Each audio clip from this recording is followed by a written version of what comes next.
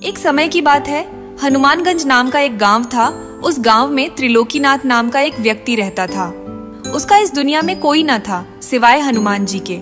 त्रिलोकीनाथ हनुमान जी का बहुत बड़ा भक्त था। वो रोज उनकी पूजा किया करता था।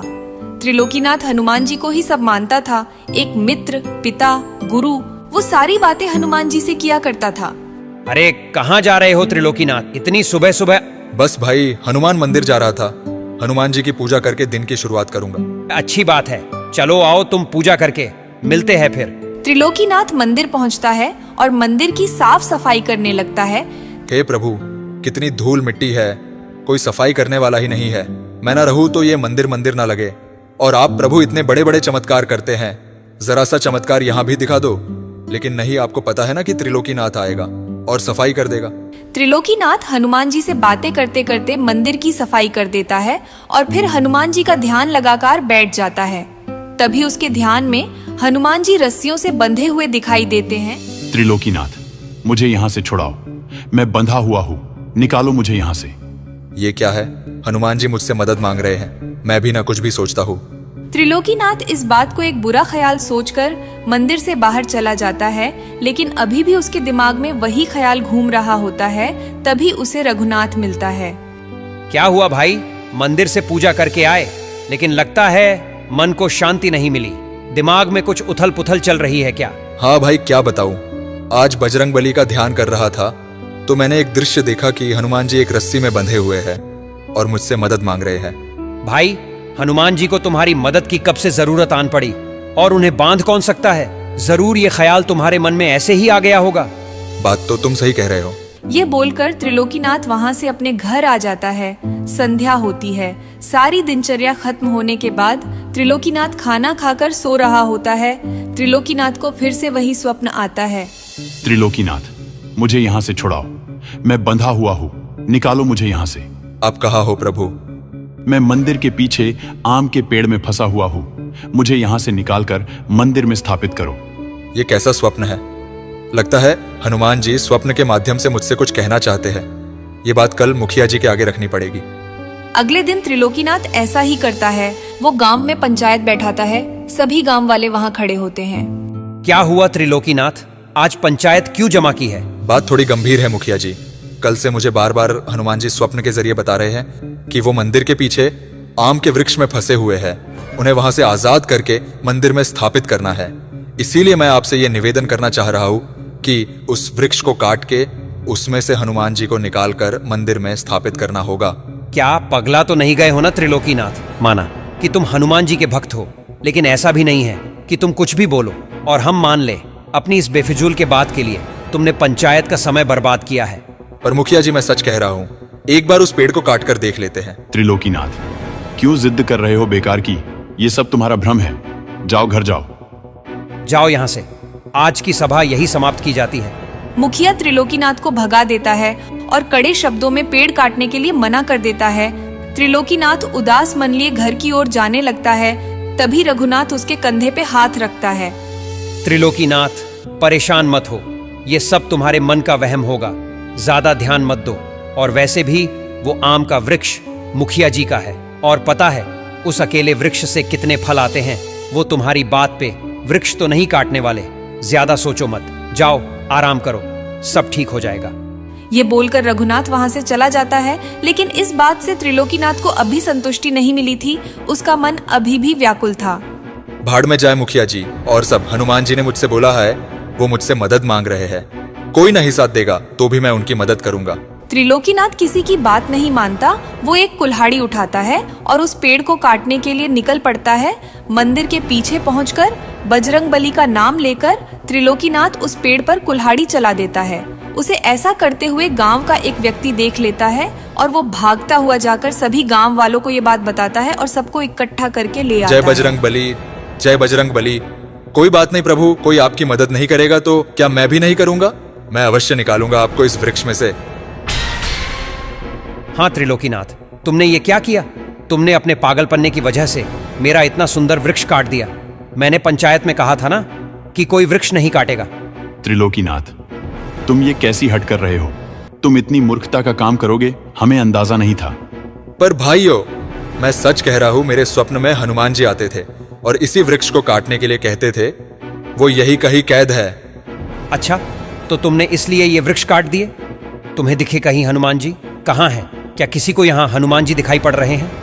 त्रिलोकीनाथ, तुम्हें इसकी कीमत चुकानी पड़ेगी। ये बात चल ही रही होती है कि तभी हनुमान जी की एक सुंदर प्रतिमा उस वृक्ष के तने से प्रकट हो जाती है, जिसे देख सभी गांव वाले भौचक्का रह जाते हैं। किसी को अपनी आंखों पर विश्वास नहीं होता। वो सभी बजरंगबली की जय जय करने लगते हैं और सभी त्रिलोकीनाथ से माफी मांगते हैं। अब सभी गांव वाले पूरे सम्मान सहित वृक्ष से प्रकट हुई हनुमान जी की प्रतिमा को मंदिर में स्थापित कर देते हैं। तब से हनुमान जी की कृपा से पूरे गांव में सुख शांति छा जाती है और त्रिलोकीनाथ को गांव में एक अलग ही सम्मान मिलने लग जाता है। एक समय की बात है, द्वारिका नगरी में भगवान श्री कृष्ण अपनी रानी रुक्मणी और सत्यभामा के साथ वार्तालाप कर रहे थे। प्रभु, आपसे एक प्रश्न पूछना था। कैसा प्रश्न प्रिय? पूछो। प्रभु, हर विवाहित स्त्री अपनी मांग में सिंदूर लगाती है, इसकी सुंदरता अपने स्थान पर, किंतु सिंदूर का असली महत्व क्या है, मैं ये जानना चाहती हूँ। रुक्मणी, यदि आप यह प्रश्न किसी स्त्री से पूछें तो ज्यादा अच्छा रहेगा। ऐसा क्यों प्रिय? क्या तुम्हें मेरे ज्ञान पे संदेह है? नहीं नहीं, संदेह नहीं प्रभु, आप तो सर्वज्ञाता हैं। किंतु क्या प्रिय? प्रभु, जिसने कभी सिंदूर लगाया ही ना हो, वो प्रेम की उस गहरी भावना को कैसे बताएगा जो सिंदूर के साथ जुड़ी है। इसलिए इस प्रश्न का उत्तर तो केवल एक स्त्री ही दे सकती है, जो प्रतिदिन अपनी मांग में सिंदूर लगाती है। उचित है, परंतु जिसने लगाया वो पुरुष तो समझ सकता है।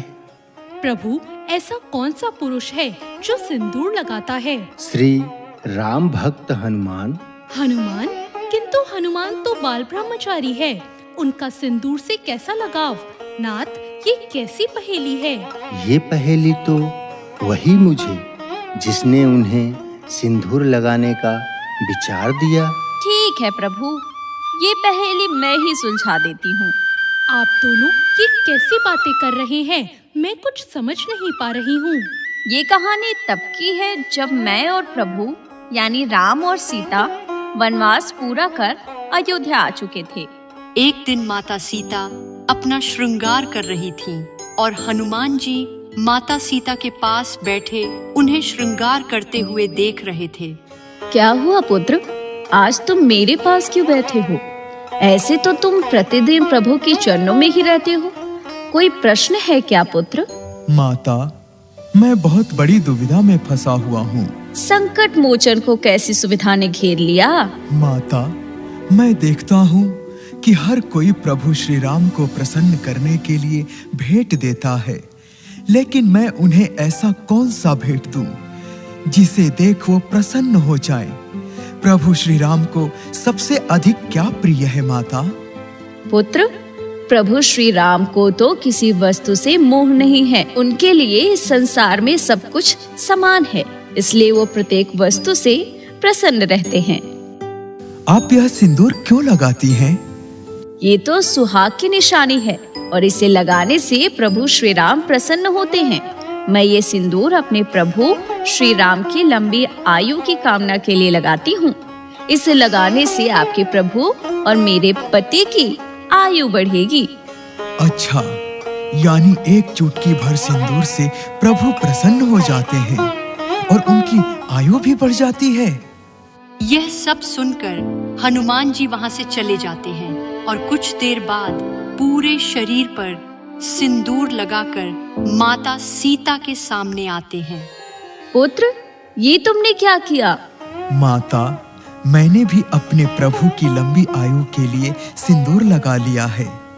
अब उन पर कोई संकट नहीं आएगा। पुत्र हनुमान, तुम कितने भोले हो। माता, अब तो प्रभु श्री राम मुझसे प्रसन्न हो जाएंगे ना? अवश्य।